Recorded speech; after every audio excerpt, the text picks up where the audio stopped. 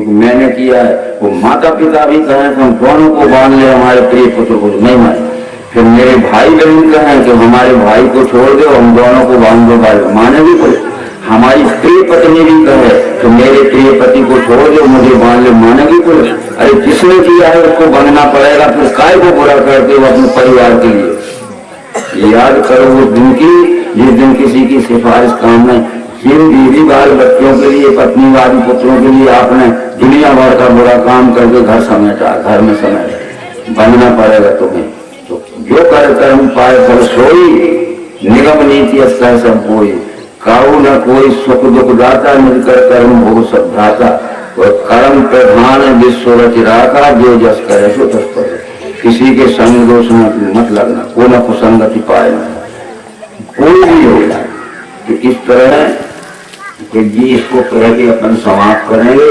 अब आप ये मत समझना कि शाम तक वो जब हम दही डालते हैं ना घी निकालने के लिए, तो मथानी चलाते ऊपर क्या रह जाता है, और घुमाते जाओ तो मक्खन भी घुल जाएगा, उतना उठा लीजिए बस।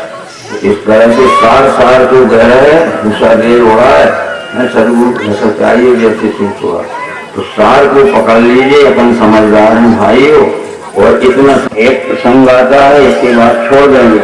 खूब ध्यान रखना आप, महाभारत जो लिखा गया है उसके रचना काल 3 है। महाभारत के अंतर्गत भी भागवत आती है, महाभारत के अंतर्गत रामायण भी आती। 1,00,000 श्लोक पे लिखा, इतना बड़ा पुस्तक, 18 पर्व है उसमें। तो महाभारत जब लिखा गया है तो व्यास जी उसके लेखक हैं। अष्टो श्लोक सहस्त्राणी, अष्टो श्लोक शतानी का। व्यास जी कहते हैं मैंने 8,800 श्लोक लिखे हैं।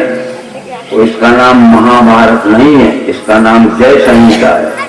इसलिए हर एक पर्व के शुरू में लिखा है, उस ग्रंथ का नाम महाभारत नहीं है, जय संहिता है। क्योंकि धर्म की जय हो गई और उनकी पांडवों के अधर्म का नाश हो गया। कौरों क्या नाम था जी?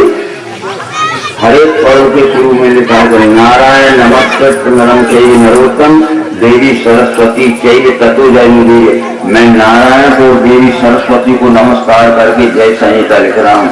अष्टो श्लोक सहस्त्राणी, अष्टो श्लोक शतानी।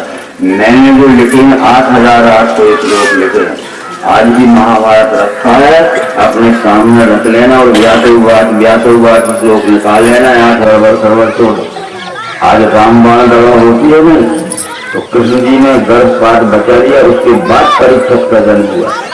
परीक्षित जब 40 वर्ष का हो गया तो वैशंपायन ने परीक्षित को सुनाई थी कथा। अब वो बात अलग है जब मरे सांप की आएगी। तो उस वक्त वैशंपायन क्या लिखते हैं, चतुर्विंशति सहस्त्राणी चक्रे भारत संहिता। 8,800 श्लोक तो व्यास जी के हैं ही, उसका नाम भारत रख रहा हूँ। चतुर्विंशति सहस्त्राणी चक्रे भारत। और एक शब्द और बदला, जहाँ लिखा है उसमें कि नारायण नमस्कृत नरं चैव नरोत्तम देवी सरस्वती चैव। तो देवी सरस्वती व्यास है, मैं नारायण को, सरस्वती को, व्यास जी को नमन करके अब इसका नाम बदल रहा हूँ, भारत रख रहा हूँ। 24,000 श्लोक भारत नाम है।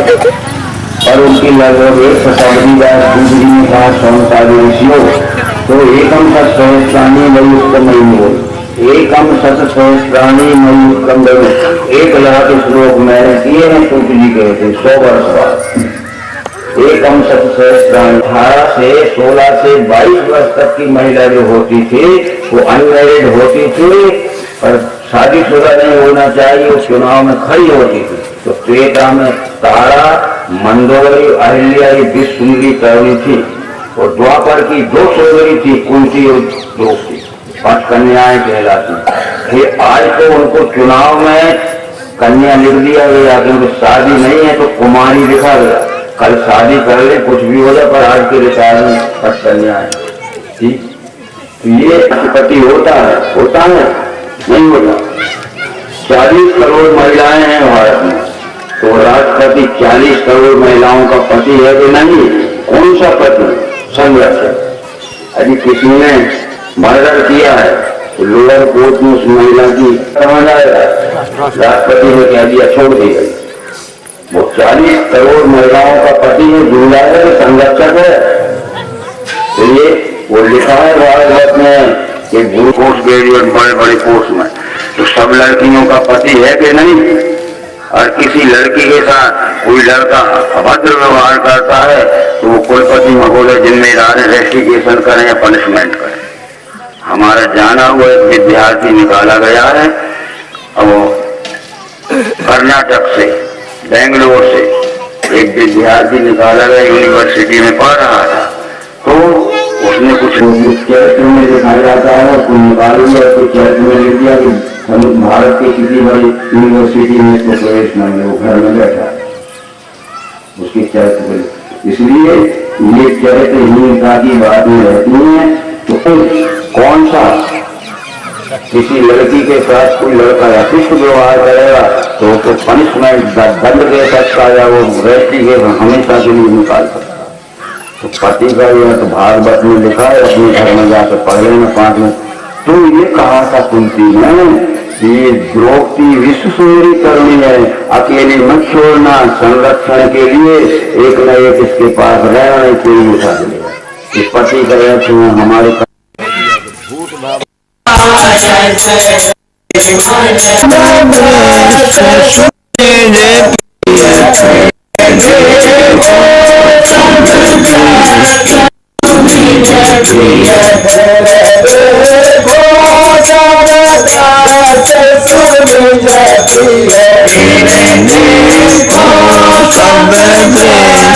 सुने जे प्रिय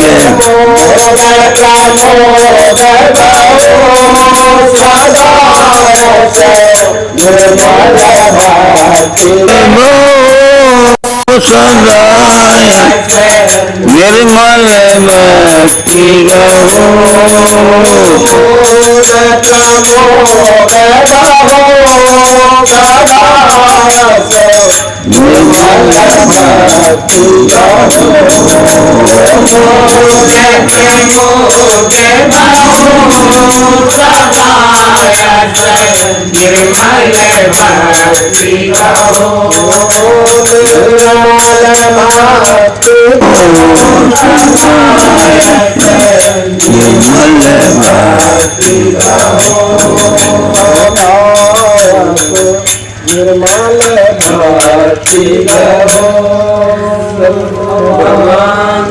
परम तत्वाय शाश्वते नारायणी ओंकारे स्वर्वासाय मायानंदाय नमो नमः। अखंडानंद बोधाय शिष्ट संतापहारिणी सच्चिदानंद रूपाय रामाय तस्मै नमः। वसुदेव सुतं देवं कंस चाणूरमर्दनं देवकी परमानंदं कृष्णं वंदे जगद्गुरुं। मूकं करोति वाचालं पंगुं लंघयते गिरिं यत्कृपातमहं वंदे मायानंद सद्गुरुं मायापतिं सद्गुरुं।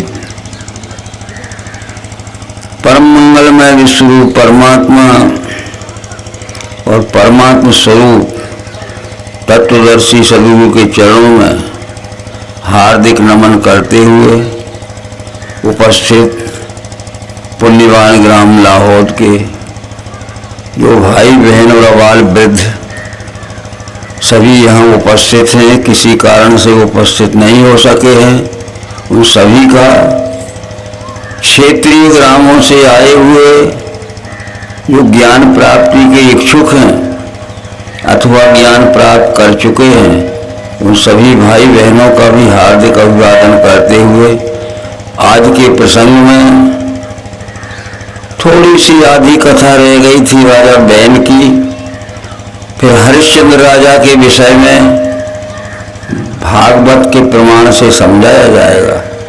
ध्यान से समझिए और समझे हुए ज्ञान को कभी मत भूलना, ऐसा अपने हृदय में रख लीजिए। अंग नाम के एक राजा थे, उनकी पत्नी का नाम सुनीता था।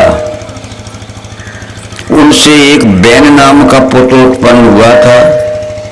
रामायण में उसका वर्णन आया है कि अधम को बैन समान, वो बड़ा अधम था। क्योंकि माता तो उनकी बहुत गुणवती थी, पिता भी गुणवान थे, पर क्या भाग्य था कि उससे एक बहुत बड़ा दुराचारी, दुष्ट और बड़ा हिंसक पुत्र पैदा हो गया। अकेला पैदा हुआ था। वो पैदा होते ही उसके मस्तिष्क में पूरे प्रारब्ध के अनुसार क्या बुराई आ गई थी कि जहां जो पाता था उनको मारता था। कहीं बिल्ली को पा गया, कहीं छोटे बच्चों को पा गया, कहीं और जानवरों को पा गया, अथवा किसी बड़े से मिल गया तो उससे मार तो नहीं सकता था, झगड़ जाता था, लड़ जाता था। और प्रजा उससे बहुत दुखी हो गई। तो उनके पिता जो अंग थे वो बहुत दुखी हो गए अपने पुत्र के दुर्व्यवहार से, दुष्ट व्यवहार से। बहुत समझाया पिता ने कि हम धार्मिक राजा हैं, इस पृथ्वी पे हमारा राज है, वो क्या कर रहे हो, बहुत बुरा बदनाम हो रहा है। जिनकी औलाद बुरे कर्म जमाने में करे सदा माँ बाप की नीचे को नजर होती है। लड़के तो पाप करते हैं, बदनाम होता है माता पिता का। तो वो बोले कि तुम बुरा कर रहे हो बहन और हमारा बदनाम हो रहा है।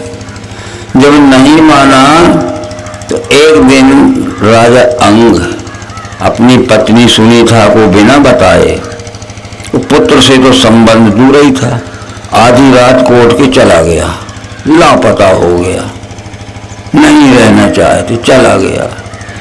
ठीक है, राजा पिता अंग तो चले गए, पर वो थोड़ा वयस्क हो गया था उम्र का, तो उसने अपने हाथ में ले लिया सब काम पिता के बदले में।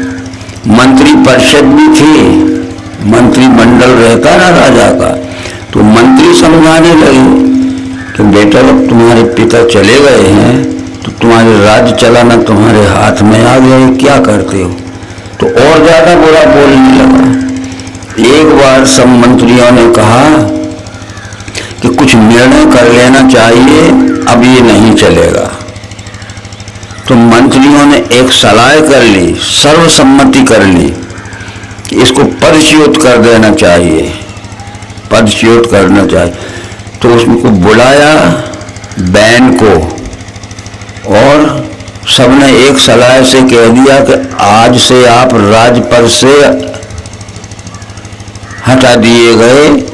एक यानी वो क्या कहते हैं, वो कहते हैं स्वरध्वनि कहते हैं, संसद में उतारे, एक स्वर से कह दिया और उसको पदच्युत कर दिया। ठीक है, परंतु हुआ ये पदच्युत करने का मतलब है वो मरा नहीं था, यानी राजपद से मर गया, शरीर से जीता रहा, जिंदा रहा। ठीक है, परंतु उनको दूसरा राजा नियुक्त करना था मंत्रियों को।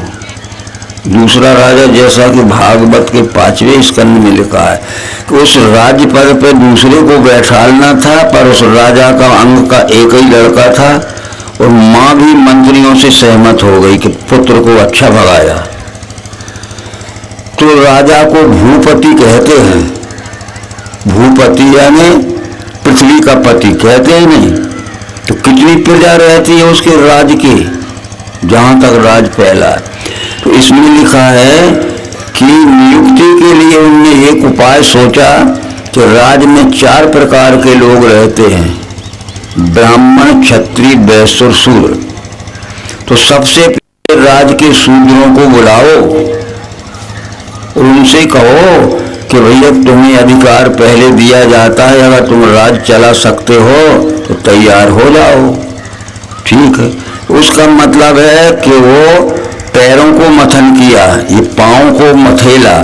तो क्या लिखा है वेद में, ब्राह्मण वश मुखमाशीत वाहु राजा न्याकृता उड़ी तरस यद वैश्य पदभ्याम शूद्र अव्यायत। यानी राज में जितने शूद्र रहते थे और राज जहां तक था वो राजा उसका पति था, भूपति। तो पहले शूद्रों को अधिकार दिया गया, मरे शरीर की लाश नहीं मथेली, पदभ्याम शूद्रो अभिजायत, तो उनमें से कोई नहीं बोला, कोई नहीं बोला, क्योंकि वो तो मजदूरी करते थे, चौथी श्रेणी के थे। इसके बाद वो जब अलग हो गए तो राजा के उनको जांघों को मथन किया गया, उदर को मथन किया, राजभर के वैश्य बुलाए गए, वैश्य उरु तरह से अदवैश्य, कि भैया तुम लोगों को अधिकार दिया जाता है ना, हमें कहोगे कि हमारे से पूछा नहीं। तो वैश्यों में से पूछा कि अगर कोई राज्य चला सकता है तो राजा के उदर को वैश्य कहते हैं, जिसे पोषण होता है। तो उनमें से एक काले रंग का व्यक्ति खड़ा हो गया, उसने कहा मैं राज्य चला सकता हूँ। तो उससे राज्य संबंधी प्रश्न पूछे गए, पर वो व्यापारी बनिया क्या जाने, उत्तर ठीक नहीं दिया। ठीक उत्तर नहीं दिया तो कह दिया निषाद तुम अयोग्य हो, बैठ जाओ। फिर राजा के बाहुओं को मथन किया गया, बाहु राजान्य करता कि हाथ छतरी का काम कर, राजभर के छतरी वाले मरे हुए लाश के हाथ नहीं मथेले गए थे, इसलिए कहा है। तो बाहु राजान्य करता राजभर के छत्रियों को बुलाया गया और कहा कि आप लोगों को भी अधिकार दिया जाता है, आप में से कोई योग्य हो तो राज चलावे। तो उसकी दाहिनी आंख में से एक तलवार लेके निकल आया। दाहिना कांख यानी देवी संपत्ति और बायां कांख यानी आसुरी संपत्ति। उससे जब राजनीति संबंधी प्रश्न पूछे गए तो उसने एक एक बात का उत्तर दे दिया। दंड संहिता में कौन सी अपराध में कौन सी दफा लगती है और उस दफा का क्या सजा मिलती है, विधान संहिता दंड संहिता के पूरे उत्तर दे दिए।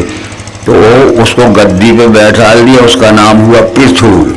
पढ़ा होगा, यानी राज्य में चुनाव करने की प्रथा के अनुसार चुनाव हुआ तो उसका नाम हो गया पृथु, बस। और पृथु को गद्दी पर बैठा लिया और मंत्री परिषद के लोग सब ब्राह्मण थे, ज्ञानी थे, चारों वेदों के ज्ञाता। अब हम समझे कि मरे पांव को मथा होगा, मरे पेट को मथा होगा, मरे नहीं, राजा को भूपति कहते हैं, जितनी पृथ्वी है उसका वो स्वामी होता है। और वेद में लिखा है कि ब्राह्मणों वशमुखमाशीर, राजभर में जितने ब्राह्मण रहते हैं वो राजा का मुंह होता है, ज्ञान देते हैं। बाहु राजान्या करता, राजभर में जितने छत्री होते वो राजा के भुजा कहलाते हैं। भुजाओं से रक्षण भी किया जाता है और दमन भी किया जाता है। रक्षण भी करते हैं ना, किसी को अरे भैया डरो मत, शांत रहो, और नहीं तो दमन भी किया जाता है। ये छत्री होते हैं, तो उनमें से निकल आया। और वैश्यों ने तो व्यापार संबंधी उत्तर दिए, कितना ब्याज लेती है, तो वो एक हुआ खड़ा पर उसने कह दिया निषाद। इस तरह से ये कथा है। और इन कथाओं का अर्थ भागवत में जिस तरह सुखदेव जी ने परीक्षित को समझाया है उस तरह समझना पड़ेगा।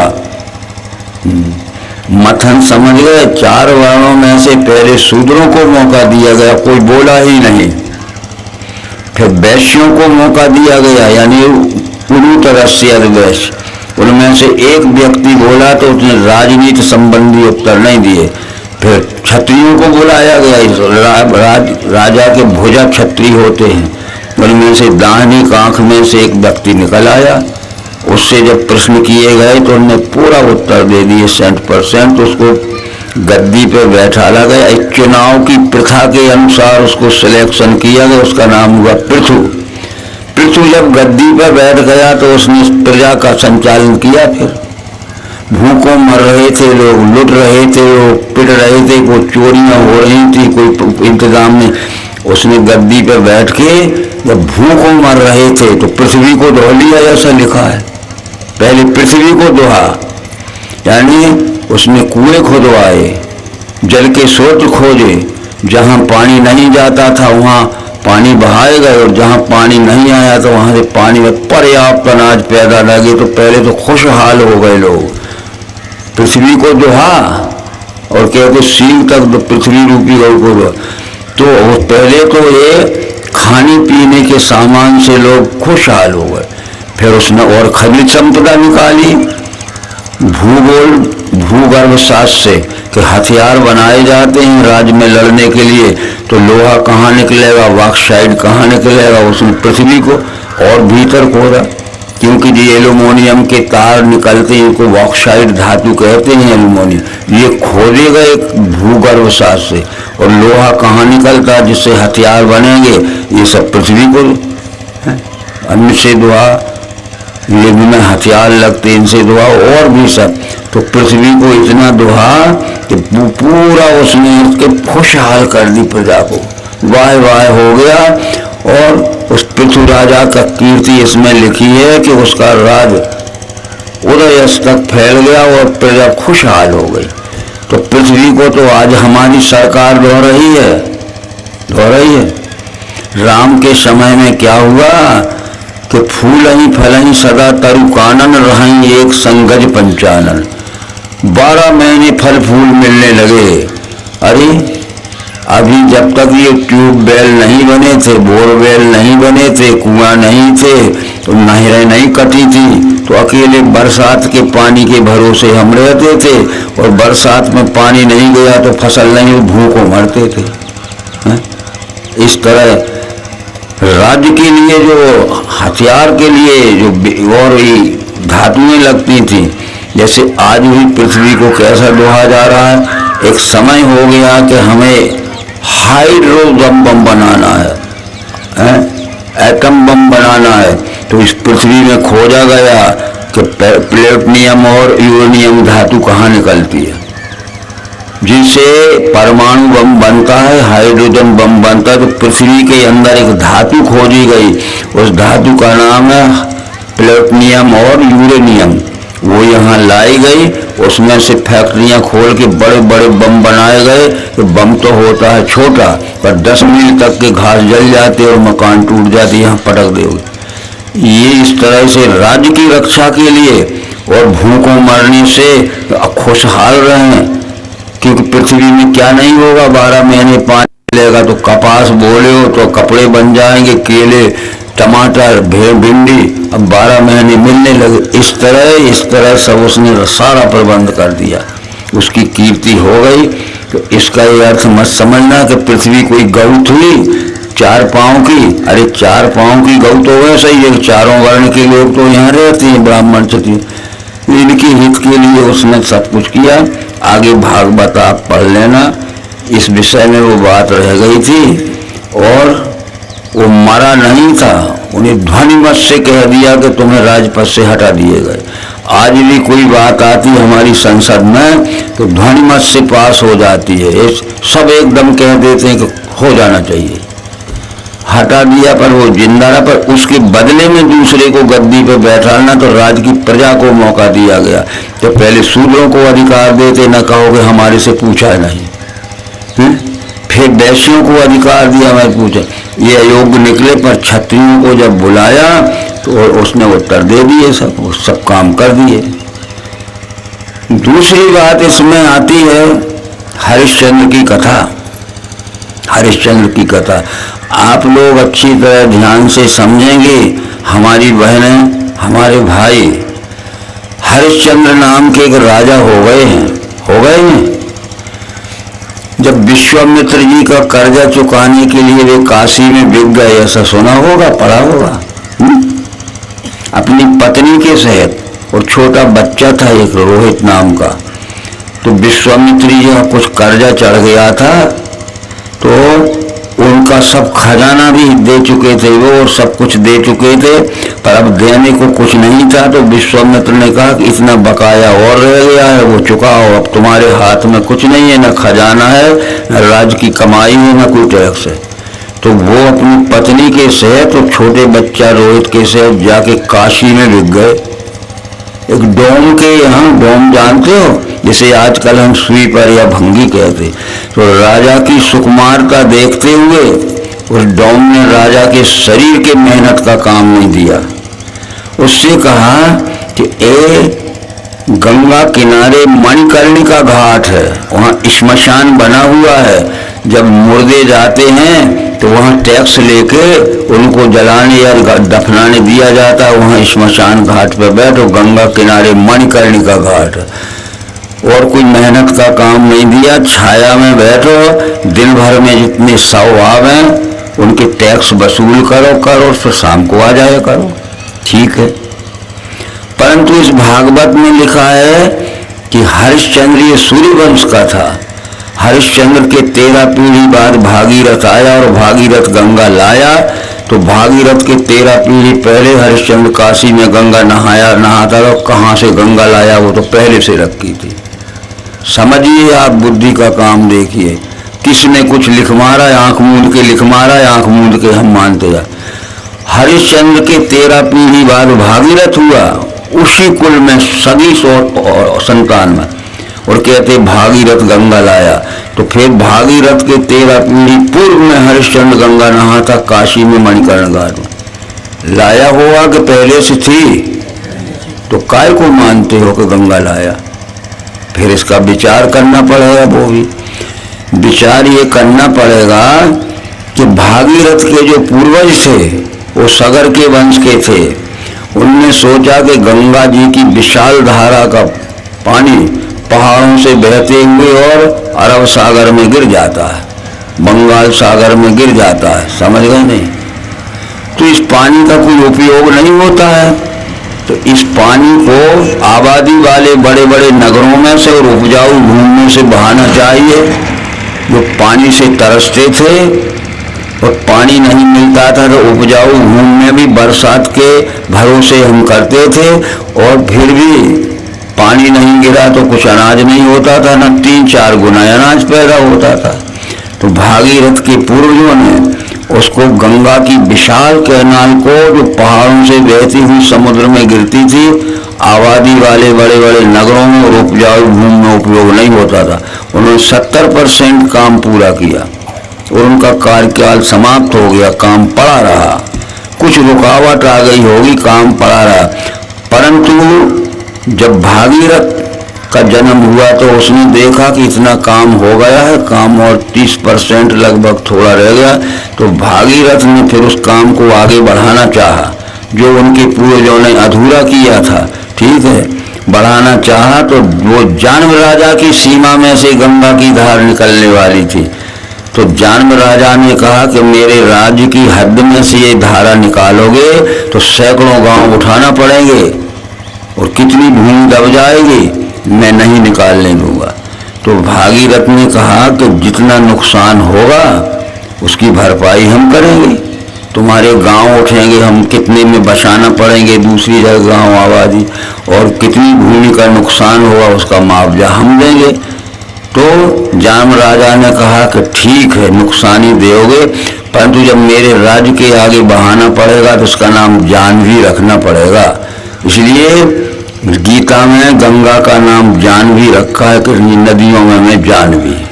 राजा ने अपने नाम से आगे का नाम रखवा लिया और तब आगे जब धारा गई तो फिर पूरी धारा समुद्र तक जब पहुंची तो फिर पानी छोड़ा गया।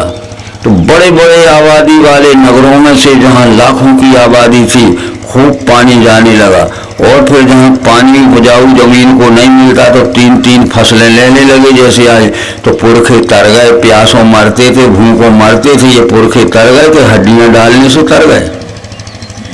और ये लिखा है कि हरिश्चंद्र के 13 पीढ़ी बाद भागीरथ हुआ है। तो बहुत 13 पीढ़ी को 500-700 वर्ष हो जाएंगे और ज्यादा। तो हरिश्चंद्र के 13 पीढ़ी बाद भागीरथ हुआ, और वो तो हरिश्चंद्र पहले से ही काशी में मणिकर्णिका घाट पर गंगा नहाता था। और कैसे लाया? लाया का मतलब है कि जो अधूरा काम था उसने पूरा किया। तो आबादी वाले नगरों में जो पानी से तरसते थे और अनाज का उत्पादन नहीं हो तो भूखों मरते थे, तो तर गए पुरखा भूखों प्यासों में। ऐसे तरना है, आज भी भूखों मरने लगे तो क्या तर जाओगे, दुखी भोगते।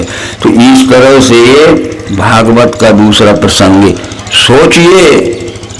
और भागीरथ के 14 पीढ़ी बाद महाराज दशरथ हुए उसी कुल में, और उनके पुत्र रामचंद्र हुए। एक वंशावली लिखी है भागवत में। ये भागवत आप समझ लीजिए, इसमें विषय सूची में देख के पढ़ लीजिए। इसके बाद हम थोड़े और आते हैं, कुछ ऐसे विषय होते हैं इसमें कि विश्वरूप जो परमात्मा है, उन्होंने विश्वरूप परमात्मा ने तीन का भक्षण कर लिया। अरे तीन का भक्षण क्या किया होगा, आगे विस्तृत पढ़ोगे कि विश्वरूप को न पहचानने वाले जो तमोगुणी थे, जो रजोगुणी थे और जो विकसित थे सत्वगुणी थे, ये तीनों गुण के लोग विश्वरूप को नहीं जानते थे। और विश्वरूप को पहचानने के लिए त्रिपुटी का ज्ञान होना चाहिए। ये सर्वांग योग में लिखा है कि त्रिपुटी का ज्ञान होना चाहिए। क्षर कहते हैं साकार को, जो दिख रहा है, अक्षर कहते हैं साकार में व्याप्त हुए निराकार को, और साकार निराकार दोनों मिलके तीसरा होता है पुरुषोत्तम परमात्मा। ये विश्वरूप में तीनों का लय होगा, यानी विश्वरूप ने तीनों को निगल लिया, अपने में धारण कर लिया। बुद्धि में स्थित हो गए, मैं ही संपूर्ण विश्व हूँ, और वस्तु में त्रिपुटी देखी कल्पना से तीनों भाव लय गए। अब तीनों भाव का लय तो रामायण में लिखा होगा, तीनों भाव का लय तो गीता में लिखा होगा और भागवत में भी लिखा होगा। तो तुलसीदास क्या कहते हैं कि सगुण अगुण दोई ब्रह्म स्वरूपा, अकथ अगाध अनादि अनूपा, मोरे मत बड़ नाम दुहूते, किए जी युग निज बस निज बूते, नाम लेत भव सिंधु सुखाही, करहु विचार सुजन मन माही। हे सज्जनों, आपके निर्मल मन में विचार कर लेना कि मैंने किस दृष्टि से लिखा है, और तुम्हारे मन में नभी मन में निर्मलता नहीं होगी, मन में समझने लायक योग्यता नहीं होगी, तो तुम अनर्थ का अनर्थ कर लोगे। सगुण अगुण दोई ब्रह्म स्वरूपा, अकथ अगाध अनादि अनूपा, मोरे मत बड़ नाम दुहूते, किए जी युग निज बस निज बूते, नाम लेत भव सिंधु सुखाई।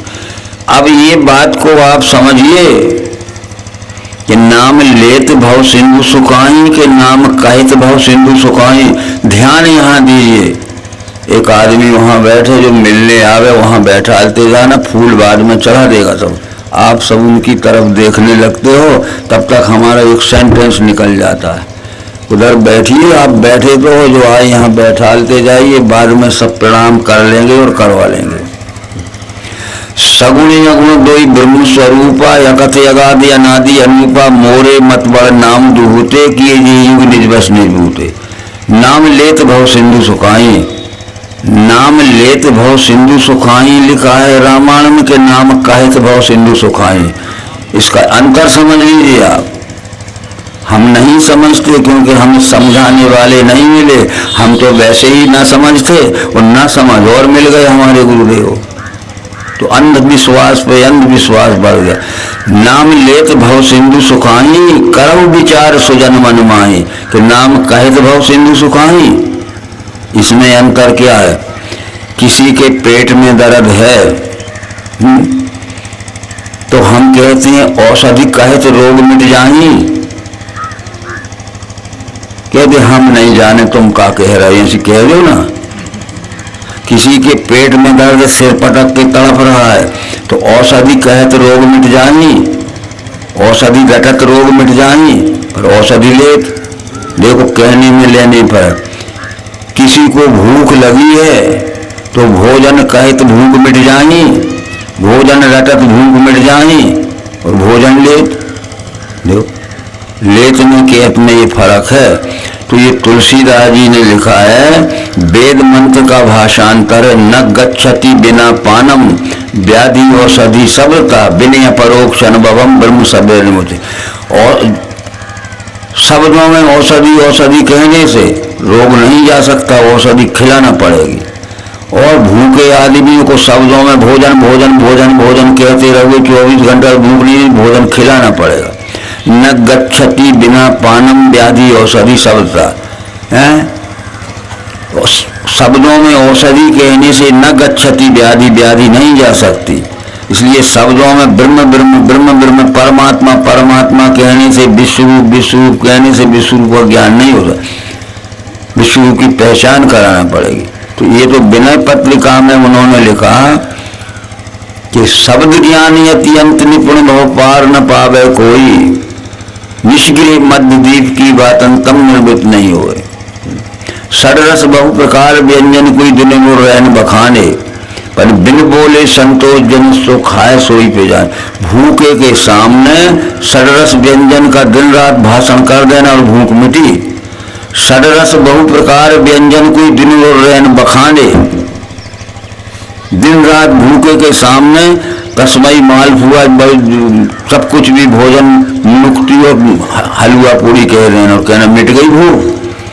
तो षडरस बहु प्रकार व्यंजन कोई दिन और रहन बखाने मुँह से, पर बिल्कुल बात ना करना, उसको खिला देना और कहने मिट गई। ठीक है। तो इस तरह से लेख में और कहत में ये फर्क है। जब आज आप हमें भोजन को बैठा लोगे और थालियां परस देना और कहना कहिए जी भोजन, कहिए जी भोजन, कहिए जी भोजन, ये कहोगे, लीजिए जी भोजन कहोगे, हैं? तो कहिए जी में जो फर्क है कि कहने से नहीं, लेने से। तो औषधि कहने से रोग नहीं जाता, औषधि खाने से, लेने से मिल सकता है। तो इस तरह से ये सर्वांग योग शास्त्र में भी आ गया कि नाम है उसके आगे जान के बुद्धि जहाँ, लय को प्राप्त होती है वही शत्रु जानना, वही है अपना रूप पुरुषोत्तम भाव से। महिमा सदगुरु की ये निबोधार्थ है कही। तो ऐसी सब बातें हमें अनुभव से समझना पड़ेगी। तो ये जो है अवश्य ही जिसका नाम है उसको दिखाकर पहचान कराना पड़ेगी। तो लेख में और कहत में यह पड़ा कि कहत है शब्दों में कहा जाता है और लेख है उसको ग्रहण किया जाता है। भोजन लेना है कि भोजन कहना है? कहो नहीं, लेना है। इसी तरह से इन बातों का विचार करना। परंतु एक बात फिर रामायण में आएगी, उससे समन्वित भागवत में भी आती है। क्या आती है?